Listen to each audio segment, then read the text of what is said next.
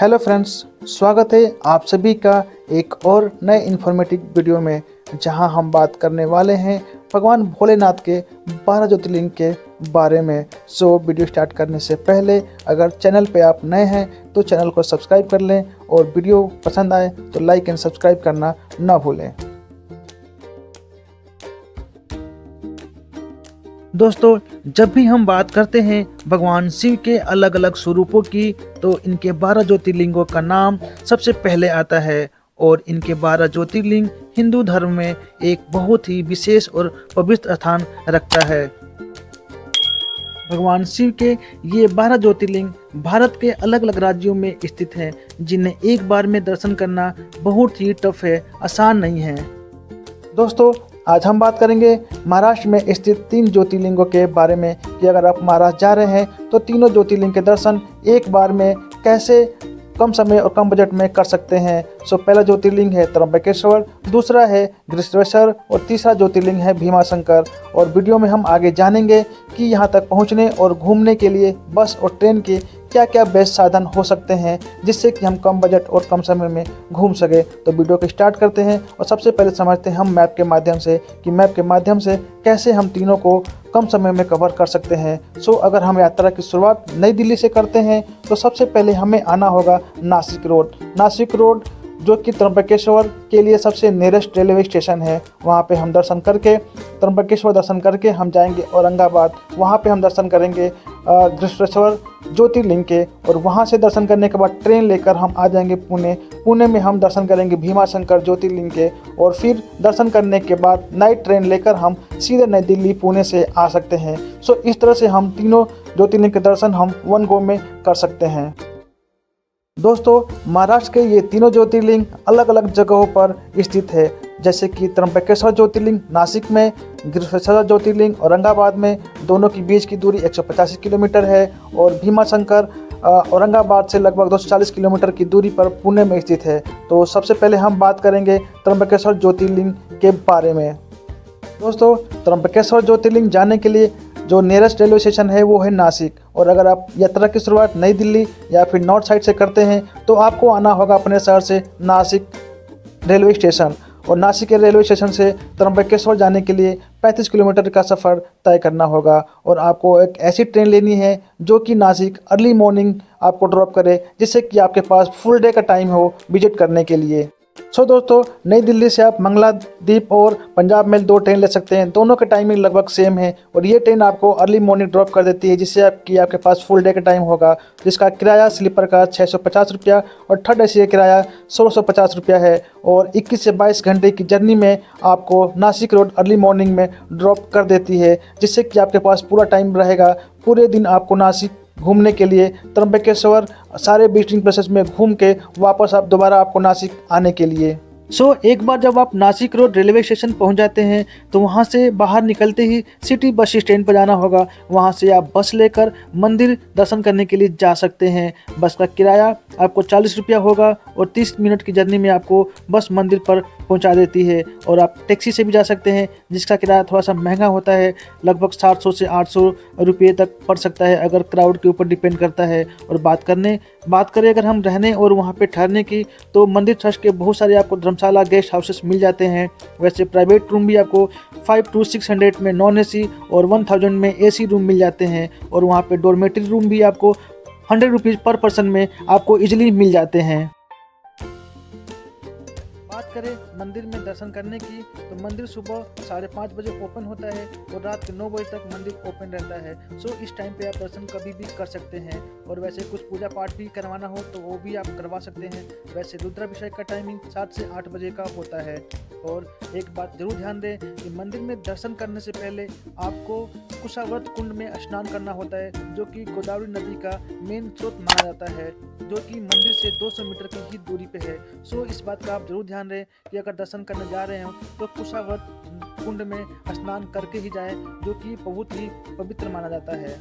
यहाँ पर दर्शन करने में नॉर्मली 2 से 3 घंटे का टाइम लगता है, लेकिन अगर आप चाहें तो 200 रुपये का VIP टिकट लेकर 30 मिनट में दर्शन करके आप मंदिर से बाहर आ सकते हैं। सो दोस्तों, अब हम बात करेंगे यहाँ पे टॉप विजिटिंग प्लेसेस के बारे में। मंदिर में दर्शन करने के बाद आप जा सकते हैं रामकुंड। सो दोस्तों, यहाँ पे जो भी विजिटिंग प्लेसेस है वो सारे रामायण काल से जुड़े हुए हैं। सो पहला जो पॉइंट है वो रामकुंड, जहाँ पे पिंडदान भी लोग करते हैं, काफ़ी फेमस जगह है।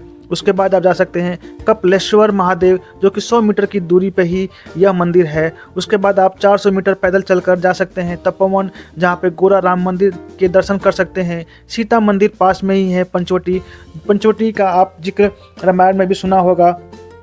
उसके बाद आप जा सकते हैं सप्त श्रृंगी पर्वत पे, जो कि रामायण में जब सीता माता को रावण लेके जा रहा था उस समय इसका वर्णन आपको देखने को मिलता है।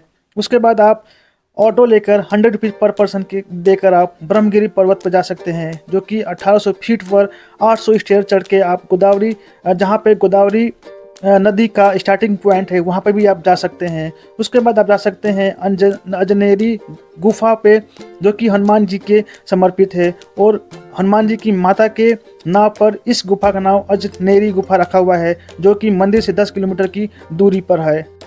इस तरह से अगर आप नासिक रोड अर्ली मॉर्निंग पहुंच जाते हैं तो इन सारी जगहों को फुल डे में कवर करके दोबारा नासिक आ जाएंगे, और नासिक रोड से फिर आप ट्रेन लेकर औरंगाबाद जा सकते हैं। औरंगाबाद रेलवे स्टेशन पहुंचकर आपको जाना होगा कृष्णेश्वर ज्योतिर्लिंग दर्शन करने के लिए, जो कि स्टेशन से 25 किलोमीटर की दूरी पे है। और आपको ध्यान रहे कि आपको नाइट में ऐसी ट्रेन लेनी है जो कि अर्ली मॉर्निंग आपको ड्रॉप करे, जिससे कि आपके पास फुल डे का टाइम हो। उसमें से एक ट्रेन है राज्य रानी एक्सप्रेस, जो कि रात में 10:10 पर है और आपको अर्ली मॉर्निंग में औरंगाबाद ड्रॉप कर देती है। 3 से 4 घंटे की जर्नी टाइम लगता है। स्लीपर का किराया 200 रुपये है और थर्ड AC का किराया 575 रुपये के आसपास होता है।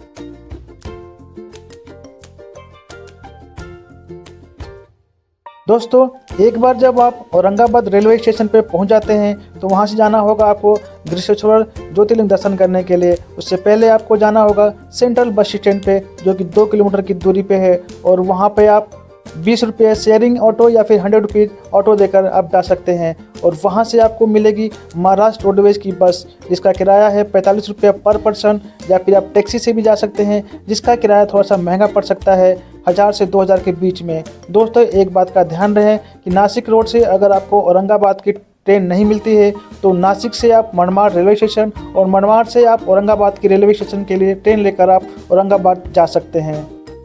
दोस्तों, एक बार जब आप मंदिर के पास पहुंच जाते हैं तो बात आती है रहने की। तो रहने के लिए आपको मंदिर के आसपास बहुत सारे धर्मशाला, गेस्ट हाउसेस, भक्त निवास आपको वहां पर मिल जाएंगे, जो कि 5 to 600 में नॉन AC और 1000 तक में आपको AC रूम मिल जाते हैं। और वहां पे दर्शन करने के टाइम पे आप लॉकर में अपने फ़ोन भी 5 रुपये देकर जमा कर सकते हैं। वैसे आप जहां से प्रसाद लेते हैं वहां पर भी आप अपने सामान को जमा करके जा सकते हैं। नॉर्मली यहाँ पे दर्शन करने में 30 मिनट से 1 घंटे का समय लगता है। भीड़ यहाँ पे उतना नहीं रहता है। और पास में ही 400 मीटर की दूरी पे यहाँ पे शिवालय कुंड है, वहाँ पे भी आप जा सकते हैं। यहाँ पे दर्शन करने का बेस्ट टाइमिंग अक्टूबर से मार्च होता है और 1 दिन का टाइम यहाँ के लिए एनफ रहता है। दोस्तों, मंदिर में दर्शन करने के अलावा अब बात आती है आप कहाँ कहाँ घूम सकते हैं। तो पहला पॉइंट है एलोरा की गुफाएं, जिसके लिए आपको 40 रुपये का टिकट लेना होगा और ये वर्ल्ड फेमस है। उसके बाद आप 30 किलोमीटर की दूरी पे औरंगजेब की वाइफ रबिया का मकबरा देख सकते हैं, जिसके लिए आपको 25 रुपये का टिकट और 50 रुपीज़ ऑटो लेकर आप जा सकते हैं। उसके बाद आता है वर्ल्ड फेमस अजंता की गुफाएँ, जिसके लिए आपके 15 रुपये का टिकट लेना होगा और वहाँ से आपको टॉप पे जाने के लिए 25 रुपये का टिकट लेकर बस से जाना होगा। और अगर वहाँ घूमने के लिए आपको ऑनलाइन टिकट लेते हैं तो 30 रुपये का, या ऑफलाइन आपको 40 रुपये का टिकट लेना होगा। और यहाँ पे भी सब कुछ घूमने में आपका 1 दिन का टाइम इनफ है और टोटल बजट आपका लगभग 2000 के आसपास आ सकता है। दोस्तों, फुल डे विजिट करने के बाद आपको पुनः औरंगाबाद रेलवे स्टेशन आना होता है, जहाँ पे नाइट ट्रेन लेकर आपको जाना होगा पुणे रेलवे स्टेशन, जो कि 235 किलोमीटर की दूरी पे है। पुणे से भीमा शंकर ज्योतिर्लिंग 110 किलोमीटर की दूरी पे है और औरंगाबाद से पुणे जाने के लिए आपको नाइट ट्रेन लेनी होगी जो कि आपको पुणे अर्ली मॉर्निंग ड्रॉप कर दे। उसके लिए सबसे बेस्ट ट्रेन है जो कि 8:25 पे औरंगाबाद से चलती है और सुबह अर्ली मॉर्निंग 5:15 पुणे आपको ड्रॉप कर देती है, जिसका स्लीपर का किराया 250 रुपये और थर्ड AC किराया लगभग 725 रुपये और 9 से 10 घंटे की जर्नी में आपको पुणे पहुंचा देती है अर्ली मॉर्निंग में। दोस्तों, जब आप पुणे रेलवे स्टेशन एक बार पहुंच जाते हैं तो वहां से आपको जाना होगा भीमाशंकर ज्योतिर्लिंग दर्शन करने के लिए, जो कि 110 किलोमीटर की दूरी पे है। और वहाँ के लिए बस आपको शिवाजी नगर बस स्टैंड से मिलती है। वहाँ जाने के लिए आपको बाई ऑटो 100 रुपीज़ देकर आप जा सकते हैं। वैसे आप रेलवे स्टेशन के बाहर निकलते ही इलेक्ट्रिक बस मिलती है जिसका फेयर 10 रुपया होता है, वो आपको ड्रॉप करती है शिवाजी नगर बस स्टैंड पे। और वहाँ से आपको बस मिलती है गवर्नमेंट बस जो कि 185 रुपीज़ फेयर में 3 से 4 घंटे की जर्नी में आपको भीमाशंकर ड्रॉप कर देती है। वैसे आप शेयरिंग टैक्सी से भी जा सकते हैं जिसका किराया आपको 450 से 700 रुपया अप एंड डाउन का पड़ेगा और टैक्सी का फेयर आप 1500 से 2000 रुपया पड़ेगा, जिसमें 3 घंटे में आप वहाँ पे पहुँच सकते हैं। वैसे आप बाई ट्रैकिंग भी भीमाशंकर जा सकते हैं। उसके लिए आपको जाना होगा खंडस गांव और वहाँ से आपको 2 ट्रैकिंग मिलती है। पहला गणेश घाट जो कि बहुत ही आसान है, 3 घंटे की ट्रैकिंग में जा सकते हैं, और दूसरा है श्री घाट जो काफ़ी टफ है, 6 घंटे लगते हैं वहाँ पे जाने के लिए। दोस्तों, इस मंदिर को मोटेश्वर मंदिर के नाम से भी जाना जाता है और यहाँ पे दर्शन करने के लिए आपको 230 स्टेयर्स नीचे उतर के जाना होता है। इस मंदिर के दर्शन करने का टाइम, मंदिर सुबह 4:30 बजे ओपन होता है और रात के 9:30 बजे तक ओपन रहता है दर्शन करने के लिए। नॉर्मली दर्शन करने में यहाँ पे 2 घंटे का टाइम लगता है। वीकेंड पे यहाँ पे भीड़ रहती है, 3 से 4 घंटे लगते हैं। वैसे आप 500 का VIP पास लेकर भी 30 मिनट में दर्शन करके आप मंदिर से बाहर आ सकते हैं। और यहाँ पे जाने के लिए सीनियर सिटीजन के लिए पालकी और डेली सिस्टम भी है जो कि 600 रुपये में अप एंड डाउन में आपको दर्शन कराकर वापस ले आते हैं। और यहाँ पे बेस्ट टाइमिंग अक्टूबर से मार्च का होता है। वैसे आप कभी भी यहाँ पे जा सकते हैं। दोस्तों, मंदिर में दर्शन करने के बाद अब बात आती है यहाँ पे हम कहाँ कहाँ घूम सकते हैं। वैसे तो कोई खास फेमस जगह नहीं है, फिर भी यहाँ पे आप गुप्त भीमाशंकर जो 2 किलोमीटर की दूरी पे फॉरेस्ट रूट पे पड़ता है वहाँ जा सकते हैं।